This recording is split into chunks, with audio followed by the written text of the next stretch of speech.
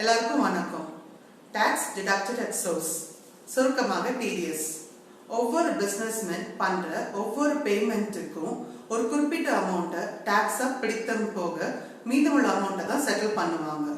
இப்போ நம்ம அந்த குறிப்பிட்ட அமௌண்ட் எவ்வளவுக்கு டாக்ஸ் பிடிக்கணும்னு டீடைல்ஸை இந்த பிரசன்டேஷன்ல பார்ப்போம். Tax deducted at source, சுருக்கமாக TDS. A person யார் டாக்ஸ் டிடக்ட் பண்றாங்களோ அவங்க வந்து டிடக்டர், யாருக்கு பேமெண்ட் பண்றாங்களோ அவங்க வந்து டாக்ஸ் டிடக்டி. டாக்ஸ் டிடக்டருக்கு டேன் நம்பர் ரொம்ப ரொம்ப அவசியம். டேன் வந்து tax collection and deduction account number. Tax டிடக்டிக்கு வந்து பேன், அதாவது பெர்மனன்ட் அக்கவுண்ட் நம்பர். இப்போ பேன் நம்பர் இல்லாதவங்களுக்கு ஃபிளாட்டா 20% எல்லா எக்ஸ்பென்ஸ்லையும் கண்டிப்பாக பிடித்தம் செய்ய வேண்டும். அப்படி டாக்ஸ் டிடக்ட் பண்ற அசஸி கண்டிப்பாக 3 மாதத்துக்கு ஒரு தடவை குவார்டர்லி ரிட்டர்ன் சிபிடிடிக்கு ஃபைல் பண்ண வேண்டும்.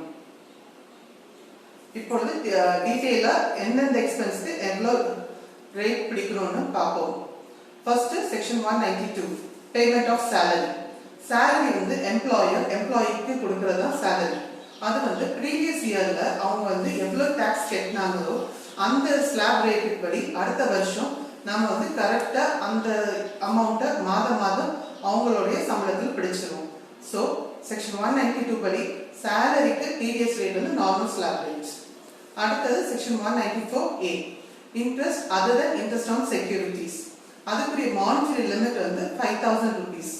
அந்த டிடிஎஸ் ரேட் வந்து 5000 தாண்டிச்சுன்னா 10% பிடித்தம் போக மீதமுள்ள அமௌண்ட்டை தான் நம்ம பே பண்ணணும். அடுத்ததாக section 194A banks, cooperative society, அதாவது கோஆபரேட்டிவ் சொசைட்டி பேங்கிங் பிசினஸ்ல என்கேஜ் ஆகிறவங்க, அது போக போஸ்ட் ஆஃபீஸ், அவங்ககிட்ட உள்ள டெபாசிட்ஸ்க்கு மானிட்டரி லிமிட் வந்து 40,000 rupees. அந்த லிமிட்டை தாண்டிச்சுன்னா கண்டிப்பா 10% பிடித்தம் செய்ய வேண்டும். நெக்ஸ்ட் சீனியர் சிட்டிசன், அதாவது 60 வயதுக்கு மேற்பட்டவர்கள், அவங்களுக்கு ஃபினான்ஷியல் இயர் 2018-19ல இருந்து ஒவ்வொரு இன்ட்ரெஸ்ட் பேமெண்ட்டும் அவங்களுக்கு வந்து டிடிஎஸ் அப்ளிகபிள் ஆகாது. ஆனா அந்த இன்ட்ரெஸ்ட் அமௌண்ட் லிமிட் வந்து 50,000 முடிக்கும். மீதமுள்ள அமௌண்ட் கண்டிப்பாக டிடிஎஸ் அப்ளிகபிள் ஆகும். அந்த இன்ட்ரெஸ்ட் அமௌண்ட் எதுல இருந்து டிரைவ் ஆகும்னா deposit with banks, deposit with post office, fixed deposit schemes, recurring deposit schemes. அப்படி 50,000 தாண்டிச்சுன்னா 10% அந்த இன்ட்ரெஸ்ட் அமௌண்ட் டிடக்ட் பண்ணி மீதமுள்ள அமௌண்ட்டை தான் பே பண்ணுவாங்க. அடுத்ததா section 194C payment to contractors, sub contractors. எல்லா வகையான கான்ட்ராக்டர்ஸும் இது இன்க்ளூட் ஆகும். அப்போ ஒரு சிங்கிள் கான்ட்ராக்ட்க்கோ ஒரு சிங்கிள் பேமெண்ட்டுக்கோ மானிட்டரி லிமிட் வந்து 30,000 rupees. அந்த லிமிட்டையும் இன்னொன்று அக்ரிகேட் அமௌண்ட், அதாவது ஒரு வருஷம் போற நம்ம பே பண்ற அமௌண்ட் 1 லட்சம் தாண்டிச்சுன்னா ஒரு HUF இண்டிவிஜுவல்ஸா இருந்தா 1%, அதர்ஸா இருந்தா 2%. HUF வந்து இந்து அன்டிவைடட் ஃபேமிலி அவங்கள குறிக்கிறது. செக்ஷன் 194D இன்சூரன்ஸ் கமிஷன், அதாவது ஒரு இன்சூரன்ஸ் பாலிசி புதுசா ஒருத்தவங்க எடுக்கிறாங்களோ இல்ல வேற ஏதாவது பர்பஸ்க்காக நம்ம இன்சூரன்ஸ் கமிஷன் ரிசீவ் பண்ணச்சுல அந்த பேமெண்ட் மானிட்டரி லிமிட் வந்து 15,000 rupees. அந்த அமௌண்ட் தாண்டிச்சுன்னா 5% டிடிஎஸ் டிடக்ட் பண்ண பிறகுதான் நமக்கு ரிசீவ் ஆகும். அடுத்ததாக section 194DA payment in respect of life insurance பாலிசியோட மெச்சூர்ட் அமௌண்ட், இன்சூரன்ஸோட pay out. Monetary limit 1 lakh. அந்த அமௌண்ட் தாண்டிச்சுன்னா 5% வந்து டாக்ஸ் டிடக்ட் பண்ணிட்டு மீதமுள்ள அமௌண்ட்டை செட்டில் பண்ணுவாங்க. Next section 194H commission of brokerage. என்ன பர்பஸ்க்காகனாலும் இருக்கலாம் பிசினஸ் பர்பஸ்ல. அதுக்குரிய மானிட்டரி லிமிட் 15,000. 5% டிடிஎஸ் பிடித்தம் போக மீதமுள்ள அமௌண்ட்டை தான் ரிசீவ் பண்ணுவாங்க. அடுத்ததா section 194I rent. Monetary limit, அதாவது ஒரு வருஷத்துக்குரிய ரெண்ட் வந்து 2,40,000 தாண்டிச்சுன்னா அது பிளான்ட் அண்ட் மெஷினரி ரெண்டா இருந்துச்சுன்னா 2%, land or building or furniture and fittings அப்படி இருந்துச்சுன்னா 10% நாம டிடிஎஸ் டிடக்ட் பண்ணிட்டு மீதமுள்ள ரெண்டை தான் பே பண்ணுவோம். அடுத்ததாக செக்ஷன் 194IA. இது வந்து எப்படின்னா ஒரு லேண்ட் ஒரு ஆர் ரிமூவபிள் ப்ராப்பர்ட்டி, ஆனா அக்ரிகல்ச்சர் லேண்டை இன்க்ளூட் பண்ணக்கூடாது. மீதமுள்ள வேற ஏதாவது லேண்டை நம்ம டிரான்ஸ்ஃபர் பண்ணச்சுல அந்த கன்சிடரேஷன் வந்து 50 lakhs தாண்டிச்சுன்னா கண்டிப்பாக அந்த பேமெண்ட்ல 1% டிடிஎஸ் டிடக்ட் பண்ண வேண்டும். அடுத்ததாக section 194 IB payment of rent by individual or HUF. அப்படின்னா ஒரு மாதத்துக்குரிய ரெண்ட் வந்து 50,000 தாண்டிச்சுன்னா அவங்களுக்கு கண்டிப்பாக 5% டிடிஎஸ் பிடித்தம் செய்ய வேண்டும். Section 194J payment for fees for technical services, professional services or royalty. அதாவது மானிட்டரி லிமிட் வந்து 30,000 per annum. அதே ஒரு டெக்னிக்கல் சர்வீசஸ் இருந்துச்சுன்னா கண்டிப்பா டிடிஎஸ் 2% பிடித்தம் செய்ய வேண்டும். ஃபீஸ் ஃபார் ப்ரொஃபஷனல் சர்வீசஸ் அதுக்குரிய டிடிஎஸ் அமௌண்ட் வந்து 10% கண்டிப்பா பிடித்தம் செய்யணும். எப்பன்னா மானிட்டரி லிமிட் 30,000 தாண்டிச்சுன்னா. அடுத்ததா section 195 payment of any sum to a non resident. அவங்களுக்கு செஸ் எல்லாமே சேர்த்து 20.8% வந்து டிடிஎஸ் ஆக பிடித்தம் செய்ய வேண்டும். Section 195A income payable net of tax. இது எப்படின்னா நாம ஒவ்வொரு பேமெண்ட் நான் ரெசிடென்ட் பே பண்ணச்சுல அந்த அமௌண்ட்ல எக்ஸ்க்ளூசிவ் ஆஃப் டாக்ஸ் சொல்லி வச்சு கால்குலேட் பண்ணோம்னா அவங்களுக்கு நெட் அமௌண்ட் போய் சேரும், கவர்மெண்ட்டுக்கும் டிடிஎஸ் அமௌண்ட் போய் சேரும். Next TDS return forms. Form 24Q வந்து டிடிஎஸ் ஃப்ரம் சாலரிஸ் பர்பஸ்க்காக ஃபைல் பண்ண வேண்டியது. ஃபார்ம் 26Q வந்து TDS on all payments apart அதாவது எக்ஸ்க்ளூசிவ் ஆஃப் சாலரிஸ்க்கு ஃபைல் பண்ண வேண்டியது.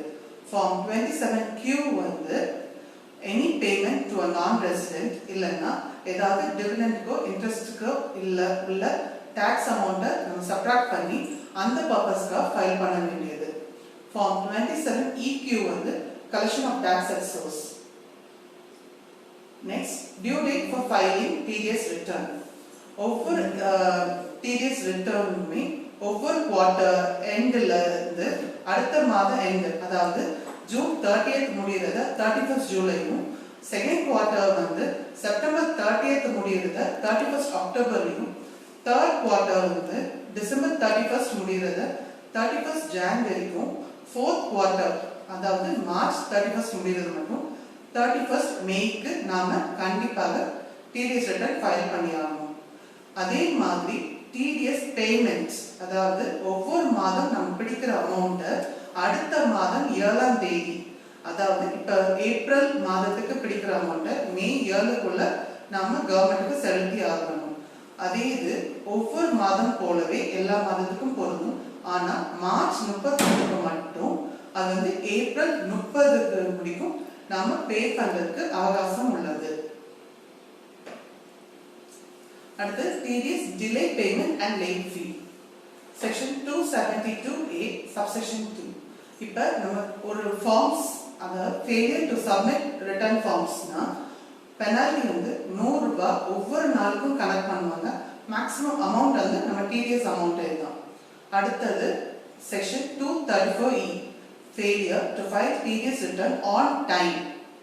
நம்ம கரெக்ட் டைம்க்கு TDS return ஃபைல் பண்ணலன்னா பெனால்டி வந்து ஒவ்வொரு நாளுக்கும் 200 rupees to the limit நம்ம ரிட்டர்ன் ஃபைல் பண்ண முடியும். இல்லைன்னா சப்ஜெக்ட் டு மேக்ஸிமம் வந்து TDS அமௌண்ட் முடிக்கும் தான். அந்த TDS அமௌண்ட்டை தாண்டி நம்ம பெனால்டி போகாது. அடுத்தது செக்ஷன் 271H ஒரு டிடக்டர் TDS ஸ்டேட்மெண்ட் ஃபைல் பண்ணாம இருக்காங்க பிரிஸ்கிரைப்ட் டைம்க்குள்ள அப்பனா அவங்களோட பெனால்டி வந்து 10,000 ரூபாயில இருந்து மேக்ஸிமம் 1 லட்சம் முடிக்கும். கண்டிப்பா பெனால்டி கட்டுற மாதிரி இருக்கும். கடைசியாக section 201 late deduction of TDS. நம்ம பேமெண்ட் பண்ற போது TDS டிடக்ட் பண்ணாம லேட்டா டிடக்ட் பண்ணோம்னா அதுக்கு ரேட் ஆஃப் இன்ட்ரெஸ்ட் வந்து 1% ஒரு மாதத்துக்கு நம்ம எப்போ டிடக்ட் பண்ணணுமோ அந்த டியூ டேட்ல இருந்து நம்ம டிடக்ஷன் பண்ற முடியும் நம்ம பே பண்ணி தான் ஆகணும். அதே மாதிரி லேட் டெபாசிட் ஆஃப் TDS நம்ம TDS பிடித்தம் செஞ்சு அந்த அமௌண்ட்டை நாம கவர்மெண்ட்டுக்கு செலுத்தாம இருந்தோம்னா அப்போ நமக்கு வந்து இன்ட்ரெஸ்ட் பேமெண்ட் வந்து ரேட் வந்து 1.5% per month எப்போ இருந்தா நம்ம வந்து TDS டெபாசிட் பண்ற முடிக்கும் அதோட பெனால்டி அப்ளிகபிள் ஆகும்.